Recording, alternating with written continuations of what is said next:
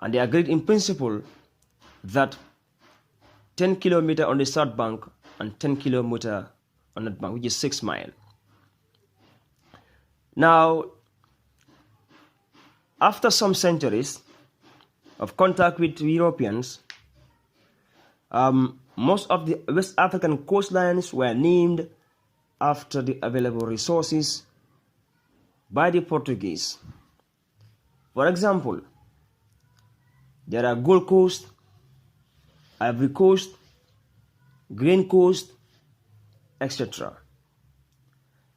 Now, if you look at the interaction of Europeans with Africans, at some point in time, you will understand that they came through the sea for a reason. Now, in the 13th century, in the northwestern Anatolia, in the town of Sogut in modern-day Belgic province, in the 13th century, there was what we call the Ottoman Empire, which was founded by Usman I, who was a top tribal man. Now, after 1354, the Ottomans crossed into Europe, and with the conquest of Balkans, or the Balkans, the Ottoman Beylik was transformed into a transcontinental empire. I mean, it has already crossed to other continents apart from Asian area. So it became one of the most powerful, empires in the world. So the Ottoman Turks, blocked the land route, which made the Europeans to use sea route to India and China to obtain spices, for example, ginger and pepper. Now, again, they also use the sea route to Africa to trade directly with them to avoid the middlemen. You understand? Middlemen are the people who were in between the Europeans and that of the Africans. As a result, they were charging Europeans at exorbitant prices. As a result, they were trying to avoid those people in order to get the goods directly.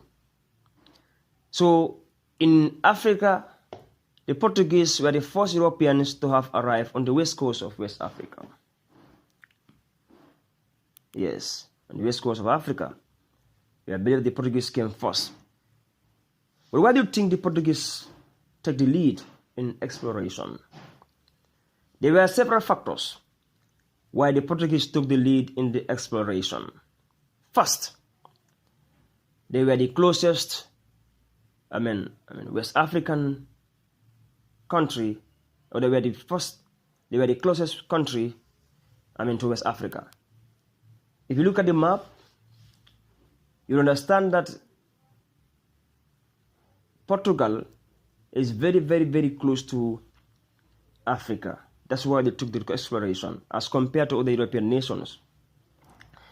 And secondly, if you look at Portugal, they were technologically advanced to the extent that they were able to manufacture ships that could stand on the roughness of the ocean. They have steam engines. They have compass bearers that will show them directions. And also Portugal was relatively stable because it had no internal conflicts compared to France and Britain. Now, Britain and France, at some point in time, they were involved in wars. Yes, moving further, Portugal was also determined to finance the voyage, that is a journey to West Africa. Because if you look at Portugal, Prince Henry Navigator, had a school in a place called Sagre, where he was teaching people on how to explore